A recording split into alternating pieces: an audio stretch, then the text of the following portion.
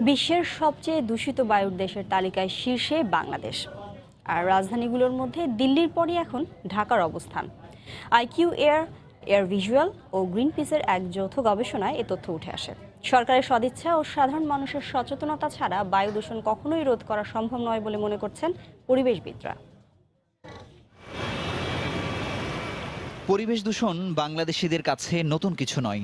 ইটের ভাটা, ট্যানারির বর্জ্য, শিল্প বর্জ্য, মেডিকেল বর্জ্য, যেখানে সেখানে গৃহস্থালির বর্জ্য, যানবাহনের ধোঁয়া সহ নানা কারণে দূষণ এখন বিপর্যয়ের রূপ নিয়েছে।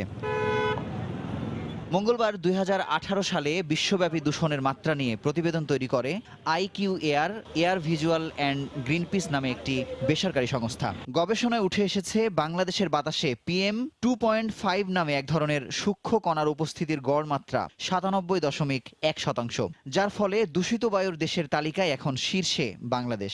এরপরই রয়েছে পাকিস্তান ও ভারতের নাম। এই সূক্ষ্ম কণার কারণে মানুষের ফুসফুস, হৃদযন্ত্র এবং রক্ত প্রবাহে নানা ধরনের রোগ সংক্রমিত হয়ে থাকে, এমনকি ক্যান্সার কিংবা হার্ট অ্যাটাকও হয়ে থাকতে পারে, এমনটাই বলা হয়েছে এই প্রতিবেদনে। জনস্বাস্থ্যের জন্য একটা বড় হুমকি আমাদের বাচ্চাদের, বিশেষ করে শিশুদের আপনার হাঁপানি, অ্যাজমার রোগ, রেসপিরেটরি ডিজিজ বাড়ছে, ব্রেনের যে বিকাশ ক্ষতিগ্রস্ত হচ্ছে। রাস্তায় যখন বেরোয় বাচ্চারা, যখন স্কুলে ঢুকে, স্কুলে খেলে বা বিভিন্ন জায়গায় আমরা যখন শহরে এক জায়গা থেকে আরেক জায়গায় যাই, আমরা এই বাতাসের মধ্যেই তো বেঁচে আছি, বাতাসের সমুদ্রে। এর মধ্যে আসলে আমরা সালফার ডাইঅক্সাইড, সীসা, এই জাতীয় ক্ষতিকর, ক্রোমিয়াম, ক্যাডমিয়াম, যেগুলা ক্যান্সার করে, এই ধরনের ক্ষতিকর উপাদানগুলি আমরা শ্বাসের মাধ্যমে নিচ্ছি। তবে আইনের যথাযথ প্রয়োগ, সরকারের সদিচ্ছা ও সাধারণ মানুষের সচেতনতা ছাড়া বায়ু দূষণ কখনোই রোধ করা সম্ভব না বলে মনে করছেন পরিবেশবিদরা।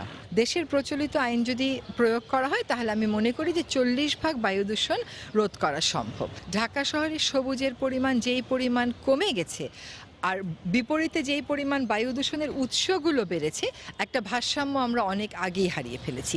কাজেই দূষণকারী উৎসগুলোকে নিয়ন্ত্রণ করার পাশাপাশি সবুজায়ন এবং জলাশয় ফিরিয়ে আনার দিকে আমাদের মন দিতে হবে। এদিকে বিশ্বব্যাংকের গবেষণা অনুযায়ী বাংলাদেশে এক বছরেই পরিবেশ দূষণে মারা যায় 80,000 মানুষ। দেশে প্রতি বছর যত মানুষের মৃত্যু হয় তার 28 ভাগই পরিবেশ দূষণজনিত রোগে। সারা বিশ্বে এই হার মাত্র 16%। মুজাহিদ শুভ, সময় সংবাদ, ঢাকা।